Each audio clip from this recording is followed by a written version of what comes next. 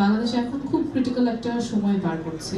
ঠিক যেই কাঠামোতে বসে শেখ হাসিনা গুম খুন করতে পারতো, দুর্নীতি করতে পারতো, সেই একই কাঠামোই যদি থাকে এবং আপনারাও আওয়াজ না তোলেন, তাহলে আমরা আগের থেকে যে খুব পরিবর্তন হবে সেটা না। রাজনীতিতেও আসলে অদক্ষতার দিন শেষ। রাজনীতিও দক্ষতার মাধ্যমেই হবে, জবাবদিহিতার মাধ্যমে হবে। বাংলাদেশের পেশাজীবীদের অবস্থা খুব একটা সন্তোষজনক সেটা না। চাকরি পেতে হলে অনেক জায়গায় লিঙ্ক লাগবে, লবিং লাগবে, ক্ষমতাসীন কারো পরিচয় লাগবে, কোনো রেফারেন্স লাগবে।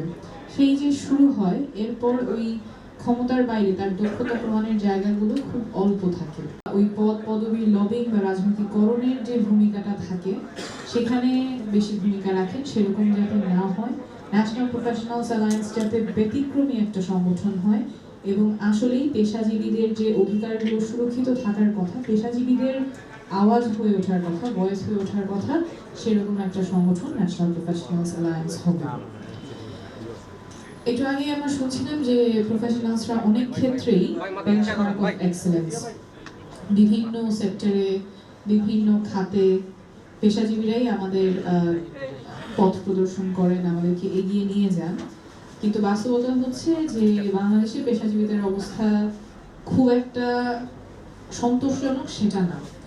যখন একজন গ্রাজুয়েট করে, একটা বিশ্ববিদ্যালয় থেকে একটা ছাত্র বা ছাত্রী যখন পড়াশোনা শেষ করে, তখনই তো সে প্রফেশনে ঢুকবে, প্রফেশনালস আপনাদের কাতারে আসবে, কিন্তু তখন সে অনেকগুলো বিপত্তির মধ্যে পড়ে। চাকরি পেতে হলে অনেক জায়গায় লিঙ্ক লাগবে, লবিং লাগবে, ক্ষমতাসীন কারো পরিচয় লাগবে, কোনো রেফারেন্স লাগবে। সেই যে শুরু হয়, এরপর ওই ক্ষমতার বাইরে তার দক্ষতা প্রমাণের জায়গাগুলো খুব অল্প থাকে। চাকরি পেয়ে যাওয়ার পরেও দেখা যায় যে প্রমোশন হতে বা ক্যারিয়ার প্রোগ্রেশনের ক্ষেত্রেও সেখানে রাজনীতির একটা প্রভাব পড়ে। সে যদি কোনো নির্দিষ্ট রাজনৈতিক দলের ক্ষমতার বলয়ের মধ্যে না থাকে, তখন তার ক্যারিয়ার প্রোগ্রেশনটা অনেক ক্ষেত্রেই বাধাগ্রস্ত হয়। আর এরপর দৈনন্দিন সমস্যাগুলো তো আছে, দেখা যায় আমাদের পুয়ার গভর্নেন্সের ইম্প্যাক্ট সবার উপরেই পড়ে। হয়তো ইনফ্লেশন হচ্ছে, দৈনন্দিন পণ্যের যে খরচ বেড়ে যাচ্ছে, সেটার সাথে স্যালারি অ্যাডজাস্টেড হচ্ছে না। এবং প্রফেশনালসদের যে এই রাইটসগুলো নিশ্চিত করা প্রয়োজন, অধিকারগুলো নিশ্চিত করা প্রয়োজন, সেটা নিয়ে যাদের কথা বলার কথা, যে এই পেশাজীবী সংগঠনগুলো কথা বলার কথা, সেক্ষেত্রে আমরা অনেকেরই নীরবতা দেখেছি। তো সেই জায়গাটাতে আমাদের আশা থাকবে ন্যাশনাল প্রফেশনালস অ্যালায়েন্স একটা খুবই যুগোপযোগী ভূমিকা রাখবে পেশাজীবীদের সংগঠন হিসেবে। পেশাজীবীদের অধিকার সুরক্ষায় ন্যাশনাল প্রফেশনালস অ্যালায়েন্স খুব গুরুত্বপূর্ণ ভূমিকা রাখবে। এছাড়াও পেশাজীবীদের আরেকটা গুরুত্বপূর্ণ ভূমিকা আমরা যে পটভূমিতে দাঁড়িয়ে আছি সেখানে আছে। বাংলাদেশ এখন খুব ক্রিটিক্যাল একটা সময় পার করছে। আগামী 10, 20, 50 বছর আমাদের নাগরিকদের অধিকার সুরক্ষিত থাকবে কিনা, সেটার অনেকটাই এই সময়টাতে নির্ধারিত হয়ে যাবে এবং সেখানে প্রফেশনালসদের অনেক গুরুত্বপূর্ণ একটা ভূমিকা থাকবে।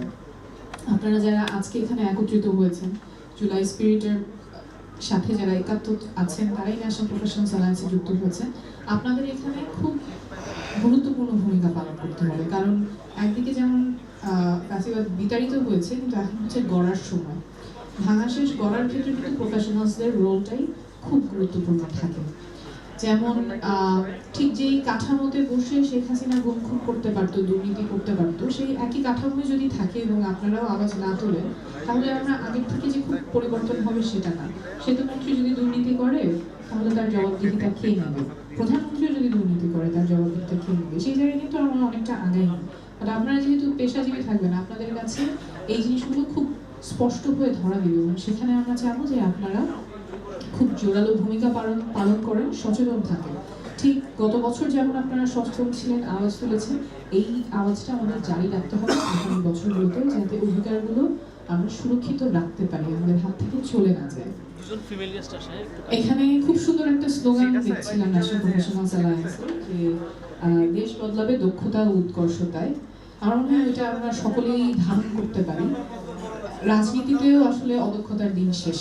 রাজনীতিও দক্ষতার মাধ্যমেই হবে, জবাবদিহিতার মাধ্যমে হবে এবং সেই জায়গায় ন্যাশনাল প্রফেশনালস অ্যালায়েন্সে যারা আছেন, তারা আমাদের রাজনীতিবিদদেরকেও জবাবদিহিতার মধ্যে রাখবেন, আমরা যদি অদক্ষতার পরিচয় দিই, আমরা যদি অপেশাদারিত্বের পরিচয় দিই, তখন আপনারাই আমাদের জবাবদিহিতার মধ্যে রাখবেন এবং নতুন বাংলাদেশ বিনির্মাণে আপনাদের খুব গুরুত্বপূর্ণ ভূমিকাটা আপনারা দায়িত্বশীলতার সাথে পালন করবেন এই কামনা করে শেষ করছি। ধন্যবাদ।